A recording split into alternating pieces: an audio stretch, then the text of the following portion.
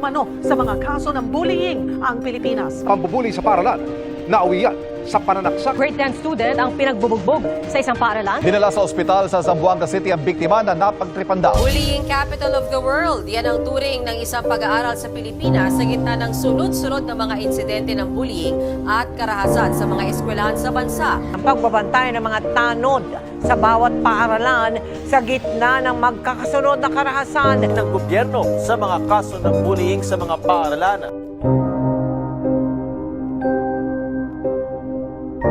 Maraming estudyante ang nakararanas ng pambubuli araw-araw sa loob ng paaralan, sa kalsada at maging sa social media.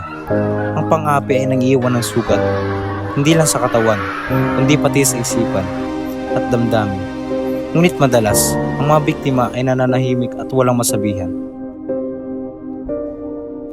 Ito ang kwento ng bullying, ang realidad na kailangang harapin at ang laban na sama-sama nating kailangang wakasan.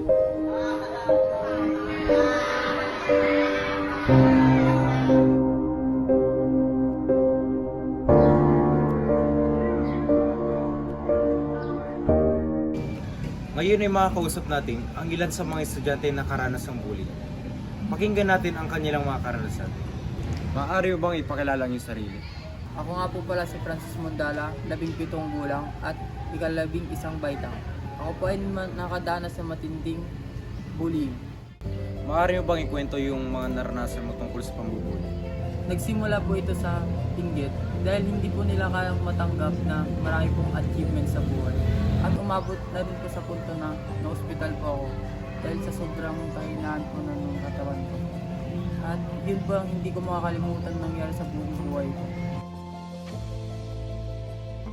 Paano mo nalampasan yung mga karanasang pambubuli sa'yo? Lumipat po ako ng ibang paaralan para po maiwasan ko na po ang palaging nagbubuli sa akin at para po na po mapayapa ang aking pag-aaral. Anong ginagawa mo pag nakararanas ka ng pambubuli? Hindi ko na lang sila pinapansin at hinayaan ko na lang sila. Baka lumala pa ang gawin nila sa akin. Anong uri ng bullying yung naranasan mo? Madalas verbal.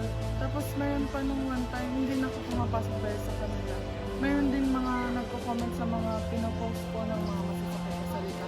Tapos nawala na din yung self-confidence.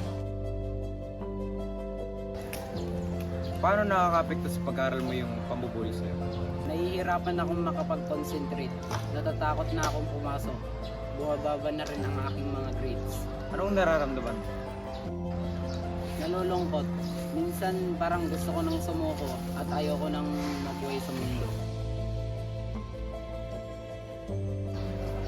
Ano yung pinakamasakit na bagay na naranasan mo mula sa kanya? Noong time na pinayan nila ako sa maraming tao, pero nung tinulak nila ako sa harap ng ibang kaklase ko. Ang mga salaysay na ito ay patunay na ang bullying ay hindi simpleng biro, pasaran. Isa itong sugat na bumabaon sa puso at isipan ng bawat estudyante. Sa bawat salita at pananakit, may batang natutong matakot, manahimik, at mawalan ng tiwala sa sarili. We choose anti-bullying as our advocacy because bullying is the common and serious problem faces by the students today.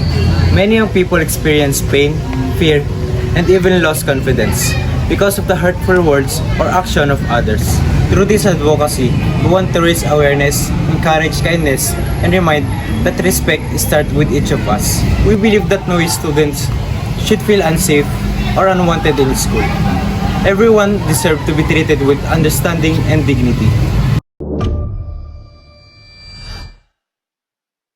Nangunguna ang Pilipinas sa buong mundo pagdating sa bullying sa mga We are the paaralan. bullying capital of the world based on PISA because the highest prevalence of bullying and loneliness sa Pilipinas nangyayari.